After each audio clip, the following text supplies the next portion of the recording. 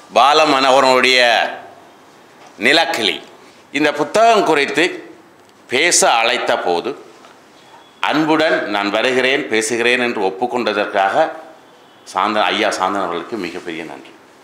இப்பொழுது ஐயா சாந்தன் அவர்களை இங்கு உரையாற்ற வருமாறு அழைக்கிறேன். பாலசபேசன் அவர்களுக்கு நன்றி. எல்லோருக்கும் எனது வணக்கம். என்னுடைய உரை மிகச் சுருக்கமாக அமையும். நான் நிலக்கிளி கதையை சொல்லப் போவதில்லை. ஆனால் இந்த நிலக்கிளியை இப்போது படித்தபோது எனக்குள்ளே எழுந்த சில விஷயங்களை உங்களுடன் பகிர்ந்து கொள்ள நினைக்கிறேன். இங்கே தலைவர் குறிப்பிட்டது போல நிலக்கிளி ஒரு முக்கியமான நாவல். அது வெளிவந்த காலத்தில் மட்டுமல்ல, இப்போதைக்கும். அதாவது அது வன்னி பிராந்தியத்தில் வெளிவந்த முதல் மண் வாசனை நாவல் என்று சொல்லப்படக்கூடியது. அந்த காலத்தில் இப்படியான மண் வாசனை நாவல்கள் பல ஆங்காங்கே வந்தன. அப்படி பார்க்க போனால் முதலில் பிரிட்டிஷார் காலத்திலே, நாங்கள் மண் வாசனை என்று சொல்ல முடியாவிட்டாலும் மண்ணை பிரதிநிதித்துவப்படுத்திய லியோனார்ட் வூல்ஃப் எழுதிய வில்லேஜ் இன் த ஜங்கிள் என்ற ஆங்கில நாவல் இலங்கையின் தெற்குப்புற சிங்கள கிராமத்தை வைத்து வந்தது. அந்த லியோனார்ட் வூல்ஃப் யார் என்று கேட்டால் மிக பிரபலம் வாய்ந்த நாவலாசிரியை வெர்ஜீனியா வூல்ஃபினுடைய கணவர். அவர் இலங்கை நிர்வாக சேவை, அதாவது இங்கே கலெக்டர் என்று சொல்லுவீர்கள், அந்த சேவையில் இருந்தபோது அவர் எழுதின அந்த தன்னுடைய அனுபவங்களை வைத்து எழுதிய அந்த நாவல். அதன் பிறகு இந்த ஒயிட் ஜங்கிள் பாய் அப்படியாக சில வெள்ளைக்காரர்கள் நாவல்களை எழுதினார்கள். எமது சுதேச எழுத்துக்கள் இந்த நிலக்கிளி, அதே போல் இலங்கையின் பிரபல எழுத்தாளர் செங்காலியான் எழுதிய காட்டாறு, வாடைக்காற்று, அப்படியான பல நூல்கள் நாவல்கள் ஆங்காங்கே வந்தன. அவை அந்த மண்ணின் மனத்தை வெளிக்கொண்டு வந்தது மாத்திரமில்லை, இலக்கிய தரத்தோடும் வெளிர்ந்தன. இது ஒரு மிக முக்கியமான நாவல். ஏனென்று சொன்னால் இது இப்போது இந்த நிலக்கிளி அந்த நேரம் பெரிய பரபரப்பை ஏற்படுத்தியது. நாங்கள் அதை படித்து ரசித்தோம், அனுபவித்தோம், சந்தோஷப்பட்டோம். இன்றைக்கு அது 50 ஆண்டுகளுக்கு பின்னர் அதை நாங்கள் இன்னொரு கட்டத்தில், இன்னொரு கோணத்தில் இந்த 50 ஆண்டு வளர்ச்சிக்கு பின் பார்க்கும்போது பல விஷயங்களில் ஏக்கமும் ஆற்றாமையும் எஞ்சி நிற்கிறது. அதற்கு நாவல் காரணம் இல்லை. நாவல் வந்ததின் பிறகு அந்த களத்தில் நிகழ்ந்த மாற்றங்கள், நீங்கள் கேள்விப்பட்ட அந்த இறுதி பெரும்போர் நடந்ததே இந்த களத்தில் தான்.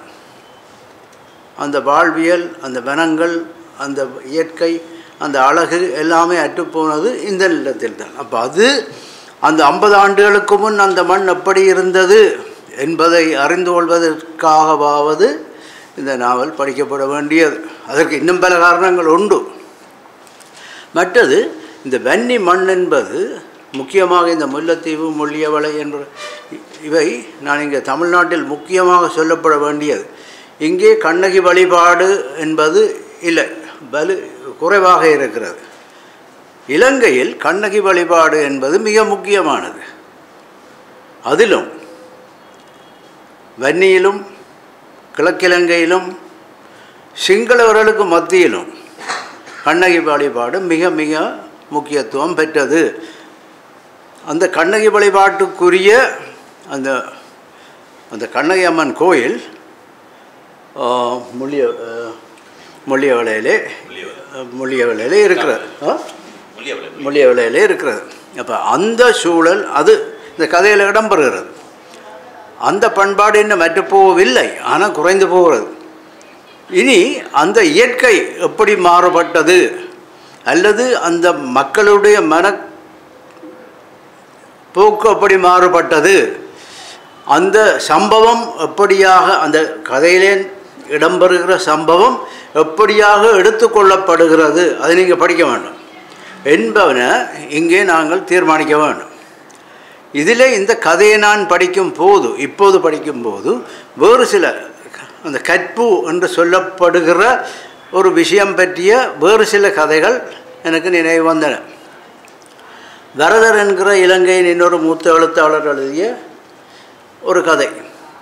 இலங்கையின் இனப்பிரச்சனை காலத்திலே வன்கொடுமைக்கு ஆளாக்கப்பட்ட ஒரு தமிழ் பிராமண பெண்ணை எப்படி அவளுடைய கணவர் அரவணைத்துக் கொள்கிறார் என்கிறது அந்த கதை. அது கற்பு என்பதை அல்லது அந்த பெண் தீர்மானிக்கிற அந்த சுதந்திரத்தை அது ஒரு விதத்தில் கூறுகிறார். இன்னொரு விதத்தில் பார்க்க போனால் அண்மையில் பெருமாள் முருகனின் மாதுருபாகன் அது கூட இந்த இடத்தில் நினைவு வருகிறது, தவிர்க்க முடியாது. அப்படி பார்க்கும்போது இந்த நிலக்கிளியில் வருகிற இந்த சம்பவம் இன்னொரு விதமானது. அது நீங்கள் கட்டாயம் படிக்கணும், நான் நீங்கள் சொல்லப் போவதில்லை. இனி இவற்றோடு அந்த இயற்கை எப்படி என்று இல்லாமல் போய்விட்டது. இயற்கையோடு இணைவான அந்த இயைந்த வாழ்வு எப்படி இழக்கப்பட்டது, எல்லாம் மறக்கப்பட்டது, எல்லாம் புறக்கணிக்கப்பட்டது. எப்படி எல்லோரும் மண்ணை விட்டு புலம்பெயர்ந்தார்கள், எல்லாம் புலம்பெயர வைக்கப்பட்டார்கள் என்ற அந்த கவலைக்குரிய விஷயங்கள் எல்லாம் மனதில் எழுவது தவிர்க்க முடியாது ஆகிறது. இப்படியாக பல விஷயங்களாலும் இந்த நாவல் முக்கியத்துவம் பெறுகிறது. அதனுடைய இலக்கியத்தன்மை, அந்த காலத்தின் ஒப்பீடு, அந்த காலத்து வரலாற்று பதிவு, இலக்கிய இது எல்லாவற்றுக்காகவும் முதன்மை பெறுகிற இந்த நாவலை மீண்டும் ஒரு செம்பதிப்பாக வெளியிட்ட பதிப்பகத்தினர் பாராட்டுக்குரியவர்கள். நான் ஒன்றை மாத்திரம் சொல்ல விரும்புகிறேன். இந்த ப்ரூஃப் சில மிஸ்டேக்ஸ் இருக்கிறது. உண்மையாக இந்த கடைசி பக்கத்தில் வருகிற திஸ் அபிஷேகர் எழுதிய பிரிங்கிங் டோனி ஹோம், அது அவருடைய பெயரும் டோனி ஹோமும் அதற்கு மாற்றப்பட வேணும். அதேமாரி எஸ் பொன்னுத்துரையினுடைய வில்லங்கமான தமிழ்களும் இருக்கின்றன. அவர் சன்னதம் என்று ஒரு சொல்லை பாவிக்கிறார். சன்னதம் என்ற ஒரு ஆவேசம், அது இங்கே ஒன்றும் சொல்வார்கள், ஒரு ட்ரான்ஸ் அப்படி ஆன ஒரு சொல்லு. சன்னதம் என்றது இலங்கையில் ஒரு சாதாரணமான சொல்லு. சன்னதம் என்றது இங்கே சந்ததம் என்று வந்துவிட்டது. அப்படியாக சில சொற்பிழைகளை திருத்தினால் இந்த செம்பதிப்புக்கு அது இன்னும் மெருகூட்டுவதாக இருக்கும். மற்றும்படி அதெல்லாம் ஒரு குறையே அல்ல. ஆனால் அவற்றை திருத்துவது இனிவரும் பதிப்புகளில் மிகச்சிறப்பாக அமையும். இந்த நாவல் எல்லோரும் வரவேற்கப்பட வேண்டியதும் வாசிக்கப்பட வேண்டியதும் என்பது என்னுடைய கருத்து. நன்றி, வணக்கம். வன்னி மண்ணின் அழகையும் உலகமயமாக்கல் ஊடாக அது சிதைந்ததையும் வன்னி மக்களின் வாழ்வியல் எப்படி இருந்தது என்ற சமூக பார்வையையும் இந்த புத்தகம் எப்படி உங்களுக்கு காட்டிச்சிருக்கு என்பதை பேசிய ஐயா சாந்தன் அவர்களுக்கு நன்றி.